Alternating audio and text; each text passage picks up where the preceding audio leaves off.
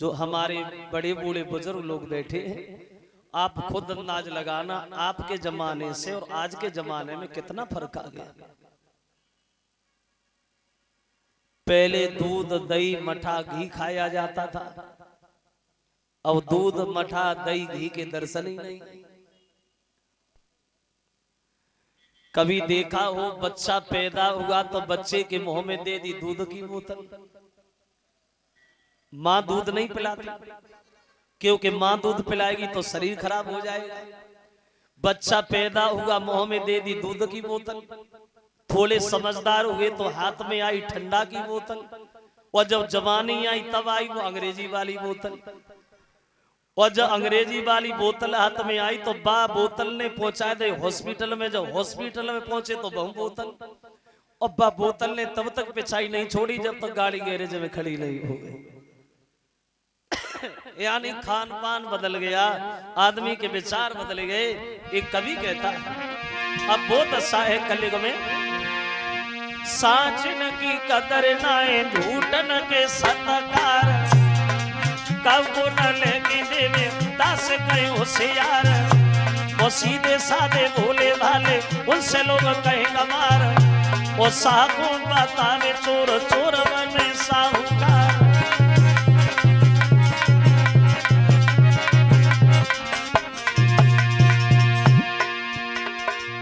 देखो जमाने की रफ्तार देखो,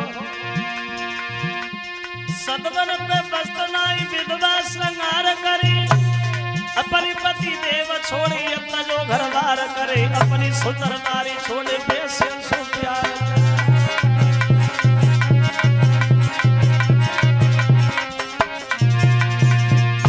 देखिए जमाने की रफ्तार देखो, अब वो जमाना है।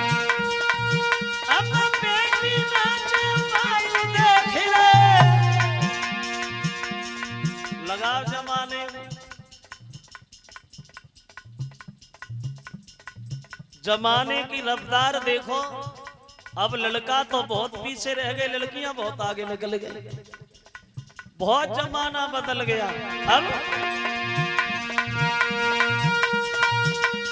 बिटिया ना जवाब देख रहे, जे तनिक नहीं शरमाए है कलयुग के जमाने, उन्हें कैसे खेल दिखाए है कलयुग के जमाने।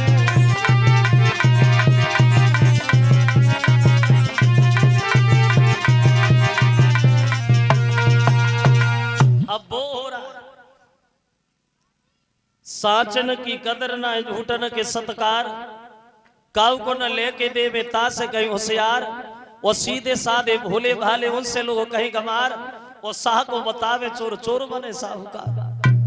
वो जमाना तो कन्हैया ने धर्मराज से ये कहा, भैया मेरा विचार तो ये है, तो पांचों पांडव छठी द्रौपदी को साथ लो, परीक्षित को रास्ता लग कर दो, और तुम 6 लोग चले जाओ हिमालय में। अब हम भी आ रहे, हमारी यहाँ कोई आवश्यकता नहीं रही। तो कन्हैया के बताए हुए अनुसार उन पांडवों ने अपने पुत्र परीक्षित का रास्ता लग कर दिया। अस्तु परीक्षित लाल को और देखी सब अधिकार, वो गए हिमालय के लिए वे 5 पांडव कुमार। परीक्षित का रास्ता लग कर दिया, और 5 पांडव छठी द्रौपदी को साथ लेकर के हिमालय में गलने चले गए। कब गए पांडव हिमालय में गलने? वो वक्त कौन सा था, वो समय कौन सा था? तो एक कवि कल्पना करता है, जब पांडव गए थे हिमालय में गलने, तब द्वापुर का अंत समय था वो कलयुग की बारी आई थी। मानो सुख सूर्य डूबता था, वो दुख की अंधियारी छाई थी।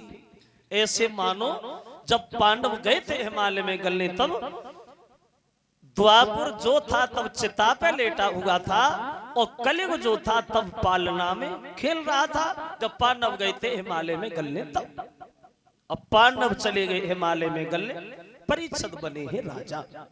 अब परीक्षित जब राजा बने तो इन परिच्छद के जीवन में क्या हुआ, इनके जीवन में थोड़ी देर देखे। ये परिच्छद राजा तो थे और राजा होने के बाद ये शिकार खेलने के लिए वन में जाने लगे। अब शिकार तो रोज करने जाते थे महाराज, लेकिन एक बार इन्होंने घोड़ा सजवाया और शिकार खेलने के लिए वन में चले। अब देखिए घटना परिच्छद के जीवन में घटी थी बहुत बड़ी। कौन सी? अब शिकार खेलने चले महाराज परिच्छद वन में।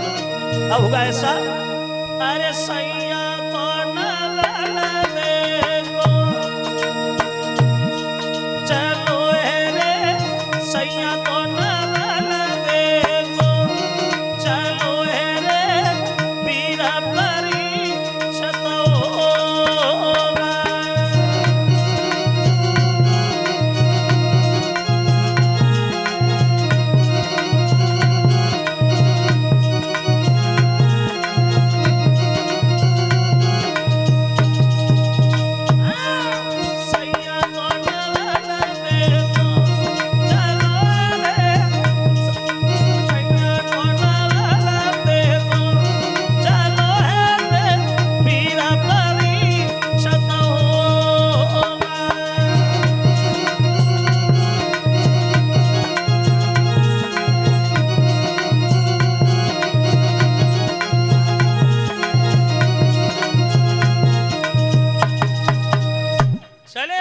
शिकार खेलने वन में।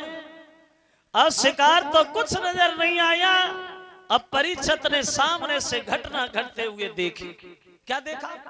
सामने से एक गाय भागती हुई आ रही है। गाय जो बड़ा तेज रमा रही है, चिल्ला रही। उस गाय के पीछे परिच्छद ने देखा एक बैल भाग रहा है जो एक पैर से लंगड़ा रहा है, और गाय और बैल के पीछे एक बधिक हाथ में डंडा लिए हुए दोनों को मार रहा है, दोनों को भगा रहा है। जो परिच्छद ने ये दृश्य देखा, गाय और बैल को भागते हुए, तो शिकार खेलना तो भूल गए और खड़े होकर के मन में सोचे लगे, ये मैं देख क्या रहा? जिस गाय को हम लोग हिंदुओं में मां मानते और जिस गाय की हम लोग पूजा करते, वही उसे मार रहा है। कन्हैया नहीं रहे, अर्जुन चले गए, तो इसका मतलब ये तो नहीं हुआ कि दुनिया में कोई धनुर्धारी नहीं रहा। अभी अर्जुन का अंश जिंदा है, अभी परिच्छद जिंदा है। हम इसके हाथ को नहीं छोड़ेंगे जो इसने गाय पे चलाया है, हम इसके हाथ को काट डालें। अब गाय और बैल की रक्षा करने के लिए परिच्छद आगे बढ़े। क्या दशा है गाय और बैल की? दूर से देखा, वो गाय जो है बाहर तो कामती, और थमती है, कहीं उचटती है, और रोती है कहीं रमाती है, और चलती है कहीं अटकती है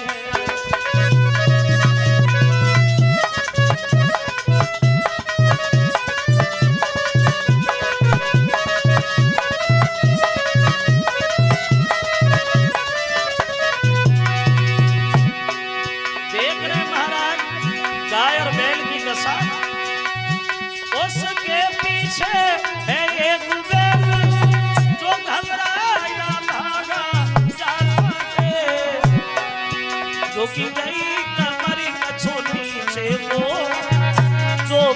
लंगड़ाता जाता है।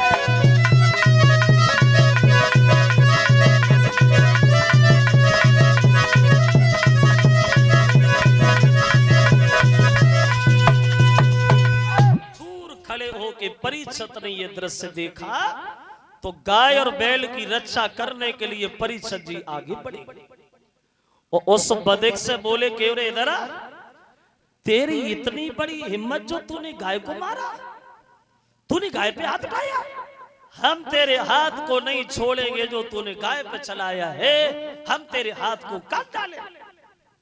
तो गाय ने जब ये शब्द सुने तो गाय के दिल में थोड़ी तसल्ली आई, चलो कोई तो बोला। वो आगे बढ़ी वो गाय और मानव की भाषा में परिच्छद से बोली, महाराज सुनो, आप हमें जो साधारण गाय समझ रहे हो, हम कोई साधारण गाय नहीं है। कौन हो? तो कहती है महाराज मैं पृथ्वी हूं, पृथ्वी। और जो तुम ये बैल देख रहे हो ये भी बैल नहीं है, ये कौन है? उत्तर दिया ये है धर्म। और जो हमें ये मार रहा है, जो हमें भगा रहा है, परेशान कर रहा है, ये कोई गैर नहीं है, जे ही है कलयुग। हे महाराज, सत्य त्रेता द्वापर में हमारी बड़ा बढ़िया गुजर हो रही थी, लेकिन कलयुग ने आते आते हमारे सारे चरणों को तोड़ डाला। पृथ्वी कहती है महाराज मेरे ऊपर कितना भी भार बड़ा मैं कभी ढाने से नहीं घबराया, लेकिन ये कलयुग के पापों का भार मुझसे सहन नहीं हो रहा, अब हम इस जगह को छोड़ के जा रहे। तो परीक्षित जी बोले ऐसा क्या होगा जो तुम जा रहे हो? अरे जब पृथ्वी नहीं रहेगी, धर्म नहीं रहेंगे तो यहाँ रहेगा कौन? क्या होगा जो तुम लोग जा रहे हो? तो पृथ्वी गाय के रूप में मानव की भाषा में बोली महाराज सुनो अभी कुछ नहीं होगा, अभी तो केवल हमारा ही नंबर आया है, लेकिन आगे जो वक्त आएगा, आगे जो समय आएगा उसमें सब कुछ बदल जाएगा। क्या होगा? तो पृथ्वी कहती महाराज सुनो अभी कुछ नहीं होगा आगे, कि कुछ दिन के बाद जमाने की अब हवा बदलने वाली है, और धर्म बता रही है धर्मन की, अरे धर्म बता रही है धर्मन की सबसे आखिरत वाली है।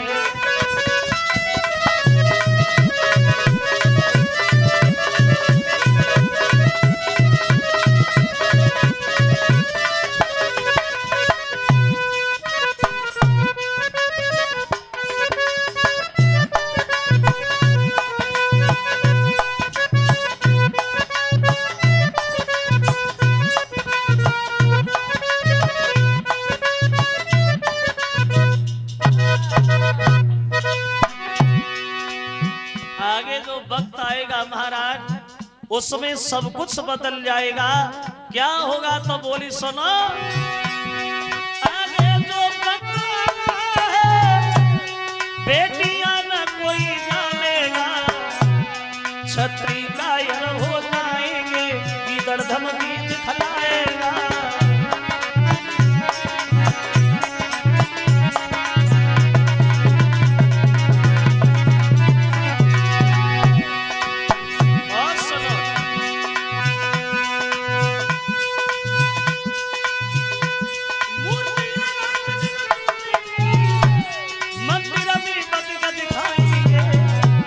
जब ऐसी दशा ना तो होगी हमको न भाल मिल पाएंगे।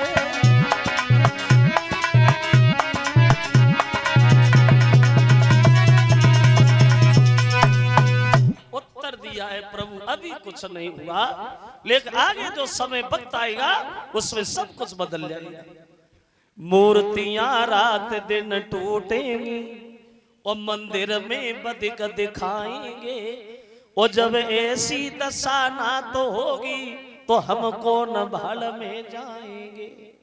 उत्तर दिया महाराज अभी कुछ नहीं हुआ, लेकिन आगे जो समय आएगा उसमें सब कुछ बदल जाएगा।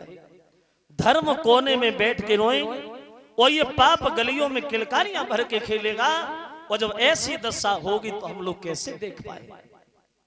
इसलिए हम तो जा रहे। तो परीक्षित बोले तुम जा रही हो, धर्म भी परेशान है, तो भाई तो हम उस वृक्ष को काय को छोड़े जिसमें कोई फल लगे?